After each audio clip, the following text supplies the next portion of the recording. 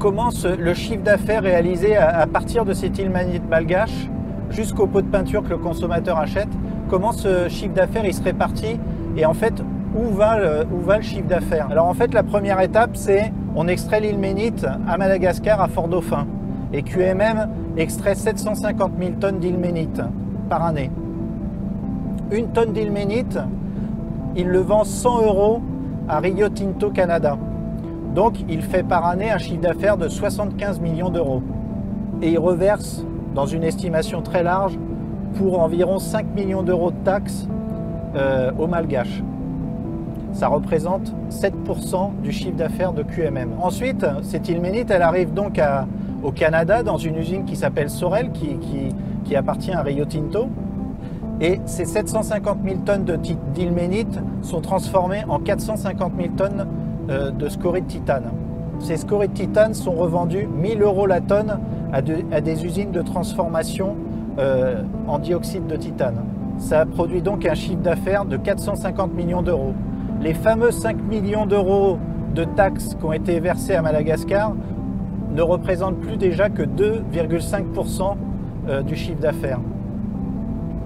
Alors ensuite, ces entreprises de transformation, elles transforment le pigment blanc et elles vont en produire pour 400 000 tonnes de pigment blanc. Ce pigment blanc, elles le vendent pour 3 000 € environ à des entreprises de fabrication de peinture, ce qui génère un chiffre d'affaires de 1,2 milliard d'euros par an. Si on ramène toujours nos 5 millions de taxes qui sont restées à Madagascar, on n'a plus que 0,4% de la valeur du chiffre d'affaires.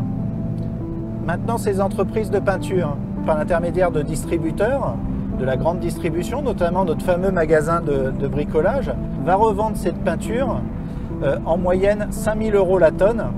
Et donc, si on ramène ça à la totalité du pigment blanc produit par an, à partir des 750 000 tonnes d'ilménite, eh ben, on obtient un chiffre d'affaires de plus de 2 milliards d'euros. Les 5 millions d'euros de taxes qui sont restés à Madagascar ne représentent plus que 0,25% du chiffre d'affaires total. Donc on se rend compte que 99,75% du chiffre d'affaires va irriguer les économies occidentales. Alors Rio Tinto fait partie de ceux qui récupèrent une partie de ce chiffre d'affaires assez important. Les usines de transformation aussi en pigment blanc, les distributeurs, les transports, etc. Finalement, le bénéfice qui revient à Madagascar est infime.